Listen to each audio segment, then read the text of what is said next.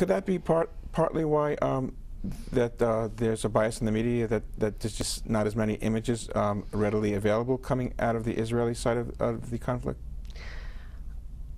I don't think so. Okay. I don't know what the reason. I'm not going to say I speak for what the reason is, but there are plenty of images, and there certainly were plenty of images. There are plenty of images if you look on the internet of suicide bomb attacks and victims. Okay, they're available. But there is this kind of cultural difference in Israel. They don't really want to show this. They want to, in the beginning, they showed more of the stuff in the newspapers, and then what happened after that? The victims' families felt re-traumatized by seeing a lot of pictures in Israeli newspapers. Yes. So the Israeli newspapers stopped doing that. Yes. But that's no excuse for American or British newspapers to have an article about Israelis being attacked and show Yes. Palestinian victims in the photograph. Right, So, right. I see. That's what you're saying. So, so because terrorism, I mean, you're not going to conquer a nation by, killing 10 people here and 6 people there, and so on and so forth. So the terrorism, I guess I'm talking from my pulpit now, will only really work if you manage to terrorize the people and break their morale. Right. So part of the way of overcoming terrorism, it's really a head game, is to try to preserve as much as possible the elements of normalcy, and go on with life. Yes, that's one purpose of it. But the other purpose is to provoke retribution or provoke self-defense and make it look like an attack, which is what the terrorists do by hiding behind their own civilians when Israeli troops go in and try to...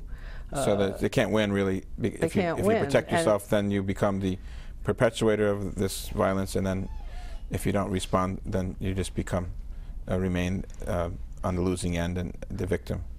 And if you do respond, it gets twisted around that Israel looks like the aggressor in a lot of media portrayals, and that's the problem. Is that they're winning a media war, is what they're doing by attacking civilians, children, and people at a pizza parlor, people at a bar mitzvah, people at a wedding, in a cafe in Jerusalem. Yes. They're winning the media war by provoking Israel's self-defense and making it look like an attack on innocent civilians. Well, I wanted to say something very important to you. I lived in Israel for 10 years, and I just came back and actually fell in love with Ashkelon, the city of Ashkelon, very near Sderot.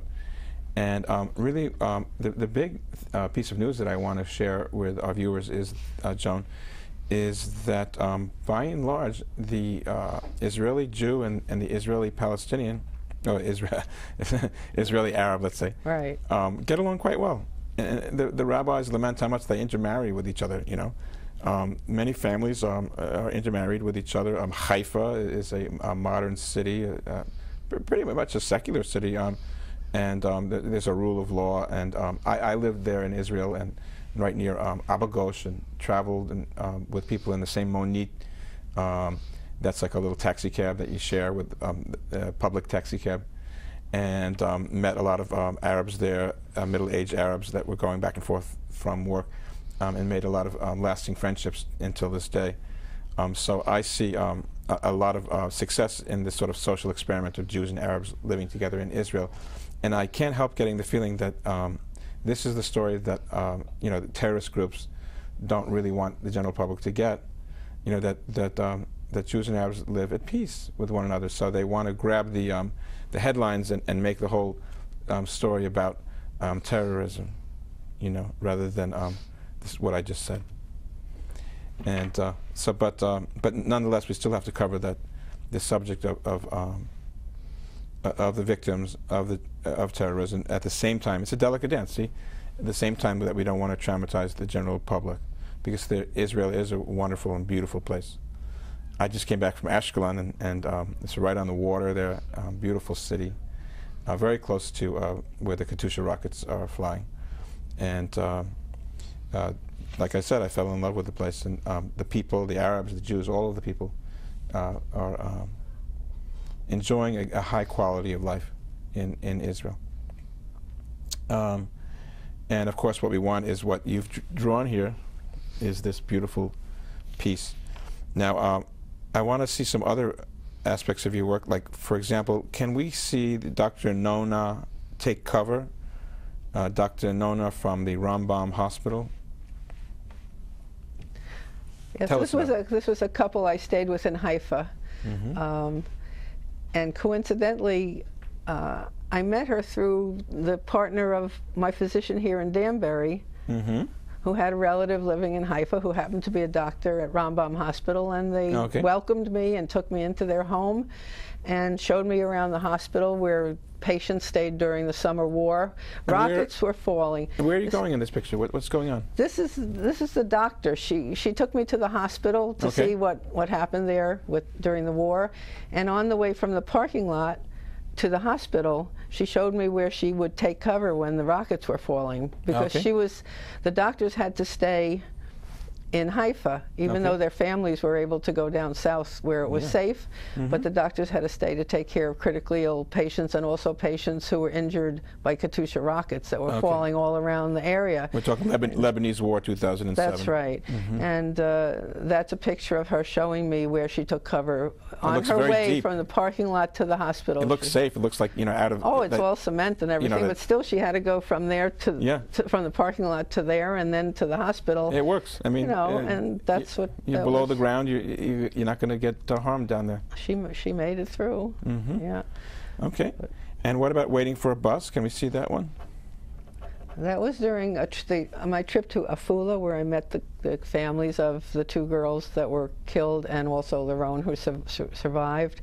This is I stopped at the bus stop that had been bombed by the car bomb, and this was from my photograph of the bus stop. That was the bus stop where the incident happened, and as it is today.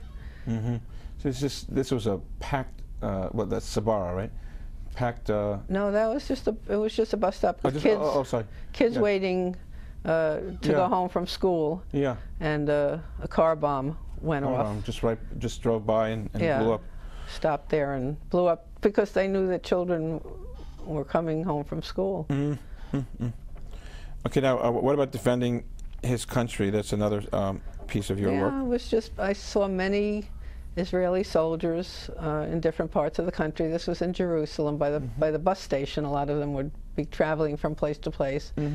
And I know exactly that road. Exactly that kind of facade. Those gates on the shop. And many of the people that I stayed with were immigrants. The Kovlers, Dr. Nona, they were from Russia. Okay. And another family that I stayed with in Tel Aviv was from America. And they come and they make aliyah. They come to live in Israel. Even though they have children, they know are going to go into the military there and serve the country of Israel. And of course, it's very hard. And they worry and they love their children, but they're so devoted to to coming to Israel. And so I took a picture. I took pictures of many of the soldiers, and that was just one of the young men I saw. I'd like to see your painting Ripped, if you could cue up to that. And one of the things that I think that people have to know is that these suicide bombers, inside the bombs is all kinds of nuts and bolts and screws and nails and all kinds of stuff that's going to be additional projectiles that will impact and enter the body. This piece of work here is a woman that was victimized, that was obviously close enough to one of these explosions to get some of those projectiles in her body. Yeah, so they have two pictures that are based on photographs taken by a doctor at Hadassah Hospital in Jerusalem, and posted for people to see what the suicide bombs do to people. And I based this painting and another one of an X-ray of someone's lungs with bolts in them are based on the photographs taken by that doctor. So this wasn't something I personally saw, but I just thought that's what I want people to see. I want to understand the impact of these events on people's lives. Yes, yes. And then there's the X-ray there that shows the actual location. Again, a photograph that was taken, and sometimes they just leave these things in there because it would create more damage to remove them, I guess. That's right. And they do a lot of damage in the incident. I received a video, which unfortunately we can't play. Fortunately, it was put together by the Organization for Victims of Terror in Israel. That was started by the parents of Vered and Laron, that organization, and they gave me a video in which surviving victims speak about what happens when they're a victim of this kind of bomb, how the bolts continue to spin and damage the tissue and organs in the body, and often they just have to leave them there because they're so deep inside. It would do more damage to do surgery. Right, right. Well, one of the very encouraging things that I saw just this week was that in a poll, 73% of Palestinians in both the West Bank and Gaza do not want to see a repeat of another uprising, terrorist uprising, intifada, and that kind of thing.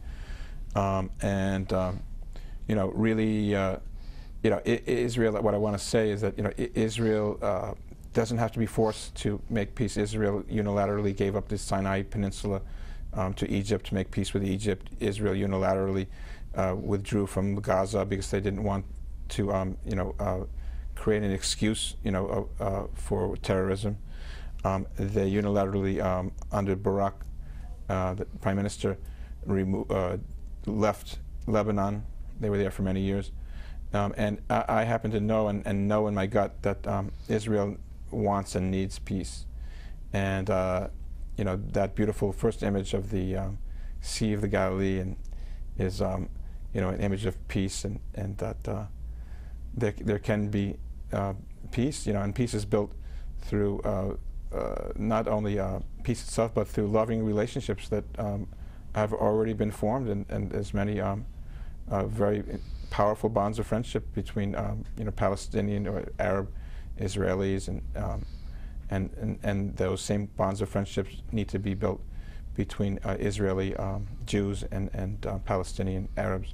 That it can be done, and that terrorism is not the way, and that we all want peace. And 73% of you all, the Palestinians that talked to you, talked about peace, and we like to show the horrors of war, that we should never have to return to war, and that we can live with you and live together in peace. You're watching Rabbi Rock. Shalom.